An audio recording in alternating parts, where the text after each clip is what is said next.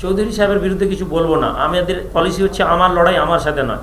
চৌধুরী সাহেবের বিরুদ্ধে আপনি আমাকে প্রশ্ন করবেন, আমার বিরুদ্ধে চৌধুরী সাহেবকে প্রশ্ন করবেন, আপনি অন্য কোনো মেজর ফ্রন্টের লিডারদের সম্পর্কে আমাকে প্রশ্ন করুন, আমি উত্তর দিব। চৌধুরী সাহেবের উত্তর আমাদের মানিকদা দেবেন।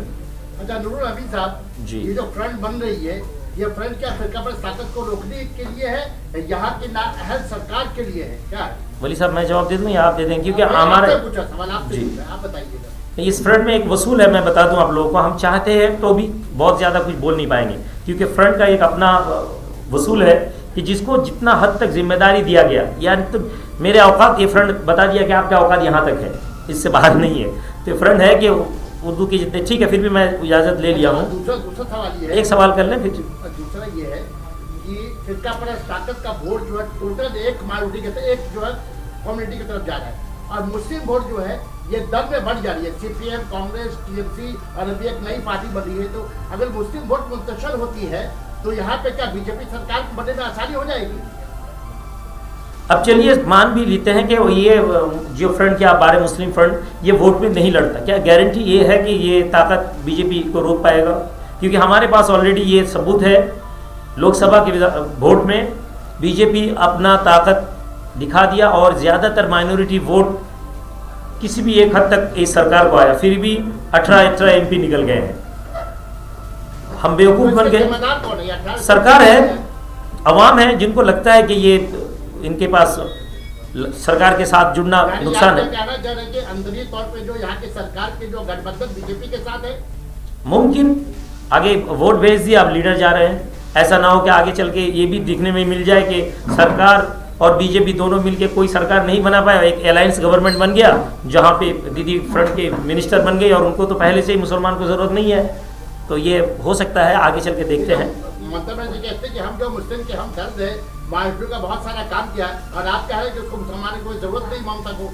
हाँ वो तो सही है, आपको ज़रूरत है, आपके लग रहा है, एक भी ज़रूरत बता दीजिए वोट के एतबार से, इतने बड़ा वो निकाले कि हम काम किए हैं, एक भी माइनॉरिटी का इशू बता दे कि ये बारे में माइनॉरिटी के बात। Please next. और कोई আপনাদের কি মনে হয় না যে আপনাদের এই ফন্টের কারণে সংখ্যালঘু ভোট বা মুসলিম ভোট ভাগাভাগি হবে? এটা দেখুন, এটা একটা সুপরিকল্পিত মুসলিম সমাজকে ডাইভার্ট করার জন্য এই প্রশ্নটা ক্রিয়েট করা হয়েছে। আমাদের কাছে যে প্রশ্ন আসে, এই প্রশ্নগুলো ক্রিয়েট করা হয়, একদল ইন্টেলেকচুয়াল লেভেল বসে থাকেন, তারা কেবলমাত্র মাইনরিটি, পিছিয়ে পড়া দলিত লোকেদেরকে ডাইভার্ট করার জন্য। সাঁওতালদের নিজস্ব ধর্মকে স্বীকৃতি দিতে হবে, এ কথা কিন্তু খুব বেশি কেউ বলেনি, আমরা বলছি। কিন্তু সাঁওতালদেরকে লড়ানো হয় মুসলিমদের সাথে, মুসলিমদেরকে বলা হচ্ছে ভোট ভাগ করে দেন। ভোট মুসলিমরা ভাগটা কোথায় করেছে? ভোট ভাগ না করার পরে রেজাল্ট হচ্ছে যে সরকারের একটা ম্যাক্সিমাম পার্সেন্ট ভোট বামফ্রন্টের এবং টিএমসি বিজেপিতে চলে গেছে।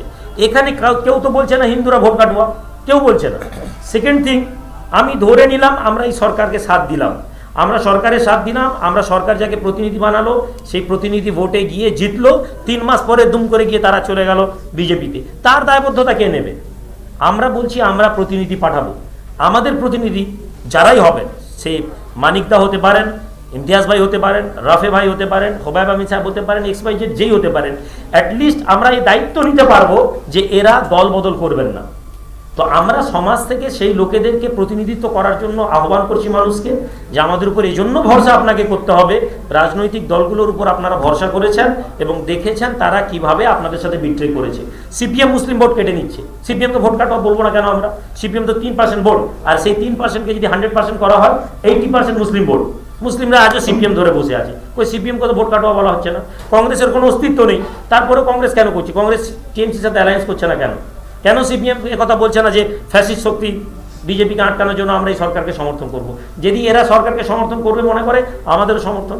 প্রত্যেকে যে যার হিসাবটা বুঝে নিচ্ছে, আর আপনি আমি যখন গ্রাউন্ড থেকে বেরিয়ে আসছি তখন আইডেন্টিফাই করে দেওয়া হচ্ছে ও মোল্লা লোক, ও হচ্ছে সাঁওতাল লোক, ও হচ্ছে দলিত লোক। এটা আমাদেরকে শিখতে হবে এবং এর বিরুদ্ধে আওয়াজ তুলতে হবে। এখানে এই ফ্রন্টের গুরুত্ব। ফ্রন্ট আপনার প্রশ্নটার ভুল, যেটা ভুল প্রশ্নটা আপনাদেরকে শিখিয়ে দেয়। Thank you. বাংলায় একটা কথা আছে, স্বর্গের রাজা হওয়ার থেকে নরকের প্রজা হওয়া ভালো। যদি শাসক দল ভুলেই করে থাকে, শাসক দলের সেটা সংশোধনের জায়গা থাকতো। তো আমি নিজের থেকে একটা ফন্ড তৈরি করাটা বুদ্ধিমানের কাজ নাকি? মানে আমার মনে হয় না, আমার মনে হচ্ছে যে আমি ফন্ড তৈরি করবো, এটাই আমার উদ্দেশ্য। মানে আমি নরকের রাজা হতে চাই, স্বর্গের আমি প্রজা হতে চাই না। আমি টিএমসি ভুল করেছে, বিজেপি ভুল করছে, সিপিএম ভুল করছে, সংশোধন করা করার জায়গা আছে। নতুন করে আপনি প্রেস কনফারেন্সে বললেন যদি সরকার চায় আমরা সমর্থন করব, তার মানে আপনারা অলিখিতভাবে সরকারের সমর্থন পেয়েছে। তাহলে আমার বক্তব্য, যদি সরকারের থেকে তাদের ভুলটা না ধরা হয়, না ফন্ড তৈরি করে, সেটা ভালো নয় কি? মানে আমার একদম আরো বাংলায় বলছি, আপনি চাইছেন একটা ফন্ড তৈরি, আর আমি চাইছি শাসক দলের থেকে শাসকের ভুলগুলো সংশোধন করতে। এই জায়গায় আমার মনে হয় না একটা অহংকার এসে যাচ্ছে যে আমার দল। আমার দল বলতে এখানে যদি আমি একা হতাম তাহলে আমার দল, এবং আপনাদের শুরুতে এই ফ্রন্টকে বলা হয়েছে আমরা সরকার বিরোধী শক্তি নয়, তো আমরা ডিক্লেয়ার করেছি আমাদের ওয়ান অ্যান্ড অনলি বিরোধী হচ্ছে বিজেপি। কিন্তু আমার বক্তব্য হচ্ছে যে গলায় গোলামির বেড়ি পরে থাকার থেকে, বেড়ি পরে বিরিয়ানি খাওয়ার থেকে খোলা জঙ্গলে ফল খেয়ে বেঁচে থাকা ভালো, এই ফ্রন্টের ধারণা। প্রত্যেকের ধারণা আছে আমরা নরকের রাজা হতে চাইছি না, আমরা বলছি যে আমরা একটা জায়গায় থাকি, উন্মুক্ত বাতাস চাইছি। কতদিন 71 বছর ধরে তো এই গেমই খেলা হচ্ছে। বামফ্রন্ট বলছিল যে ভাই এই টিএমসি সরে যাবে, তারপর বিজেপি ক্ষমতায় আসবে, মুসলিমরা কি করবে, দলিতরা কি করবে? যে দলিতদেরকে ব্রাহ্মণ্যবাদের পলিসি, বিজেপির পলিসি হচ্ছে হিন্দু রাজত্ব কায়েম করা, যেখানে ব্রাহ্মণ্যবাদের চূড়ান্ত কথা হচ্ছে দলিতদের, গোলওয়ার্কার সাভারকারদের কথা আমি এখানে হাউসে বলতে চাই না। বহু সাধারণ হিন্দু যারা এইসব বিষয় জানে না তারা হার্ট হবেন। দলিতদের ঘরের মেয়েদের সম্পর্কে ব্রাহ্মণ্যবাদের কি পলিসি আপনারা পড়লে হবে। তো অলরেডি এই বাংলার মানুষ নরকের রাজ্যে বাস করছে, কিন্তু তারা বিরিয়ানি খাচ্ছে। এই ফ্রন্ট চাইছে, এই ফ্রন্ট সরকারের বিরোধী নয়, ফ্রন্ট তো সরকারকেই প্রপোজাল দিচ্ছে, ফ্রন্ট তো রাজনৈতিক দলগুলোকে প্রপোজাল দিচ্ছে। আমরা তো চাইছি মানুষ ভালো কাজ করুক, কিন্তু সরকার বলছে তোমাদের লাগবে না, তোমাদেরকে আমরা বিজেপির দল বলে তোমাদের ভোটগুলো আমরা নিয়ে নিব, তোমাদেরকে বলবো যে তোমরা সাম্প্রদায়িক, তোমাদেরকে নিয়ে নিব, তোমাদের লিডারদেরকে তুলে নিয়ে যাব বিভিন্ন ধরনের এনআইএর নাম করে, দিল্লিতে ফোন করে দেবো একে তুলে নিয়ে যান এনআইএর নাম করে, মিডিয়াতে পরের দিন প্রচার হবে ফাউল ফ্রন্ট পেজে, এই ফ্রন্টের নেতা হচ্ছে এনআইএর লোক। তারপর যখন বেকসুর খালাস হবে মিডিয়া কথা বলবে না। আমরা সেই মিডিয়াগুলোকে আটকানোর জন্য, সেই আইনগুলোকে আটকানোর জন্য ক্ষমতা আসা দরকার। জঞ্জাল পরিষ্কার করতে গেলে জঞ্জালে নামতে হয় ভাই, তো জঞ্জালের জায়গায় আমরা নামার জন্য চেষ্টা করেছি, আমরা রাজা হতে কেউ আসিনি। ধন্যবাদ। अच्छा अमित साहब, ये आप असदुद्दीन अवैसी को सपोर्ट कर रहे हैं या फिर अब्बास सिद्दीकी को? क्योंकि अब्बास सिद्दीकी भी यहाँ पे इलेक्शन लड़ना चाह रहे हैं, असदुद्दीन भी यहाँ पे लड़ना चाह रहे हैं, तो आप किनको सपोर्ट कर रहे हैं? दोनों को सपोर्ट कर रहे हैं आप? ये फर्क नहीं, देखिए असदुद्दीन ओवैसी साहब बंगाल में है नहीं, ये समझ लीजिए। ये लोग शायद ओवैसी साहब के जो फॉलोअर्स हैं उनको हर्ट हो जाए। ओवैसी साहब यहाँ पे आके खुलेआम प्रेस में बता के चले गए हैं कि भाई हमारा कोई अलग राय नहीं है, जो है अब्बास सिद्दीकी साहब के पीछे लड़ेंगे। तो फिर यहाँ ओवैसी साहब को लाने का मतलब ही गलत मैसेज पहुँचाना। ओवैसी साहब खुद तो बोल, जिम्मेदार कौन है गलत मैसेज पहुंचाने के लिए? अब जो सवाल करने वाले आप सवाल कर रहे हैं, कौन है जिम्मेदार? आप सवाल कर रहे हैं ना, इलेक्शन के मछुआरे जा रहे हैं, तो आप बताइए ना। आप सवाल कर रहे अब्बास हैं। सिद्दीकी नहीं है अब्बास सिद्दीकी क्यों गलत है? जिन पे असदुद्दीन ने कह दिया कि अब्बास सिद्दीकी जो चाहेंगे वही होगा। हाँ, तो फिर ठीक है, तो अब्बास सिद्दीकी साहब से पूछिए सवाल, अब्बास सिद्दीकी साहब के मुतालिक सवाल हो तो ठीक है। हमारा कहने का है कि अब्बास सिद्दीकी को आपका ये जो इलेक्शन लड़े उसका आप लोग सपोर्ट करें फला नहीं, देखिए हम किसी के साथ और किसी के खिलाफ नहीं है, आइडियोलॉजिकली जो हमारे साथ मिल जाएंगे हम उनके साथ हैं। ये समझ के शुरू से यही बात हो रहा है, घुमा फिरा के वही सवाल शायद कोई बोल दे।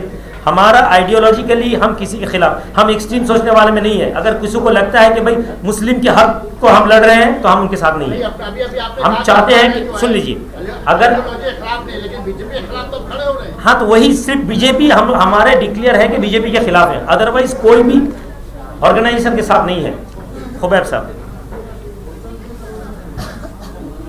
আমরা বহুবার আপনাকে দেখেছি মিলের সাথে আপনি নিজের হয়ে প্রচার করে নিয়ে করেছেন, তো হঠাৎ আপনার এই সিদ্ধান্ত কেন, এই ফন্ডের সঙ্গে আসলেন কেন? নিজে কিন্তু বাংলায় তার কোনো কাজ করছে না।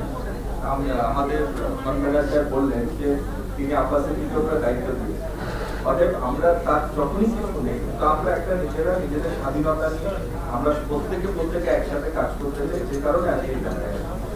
কিভাবে এই ফন্ডের হাত বদল করবে, কিভাবে?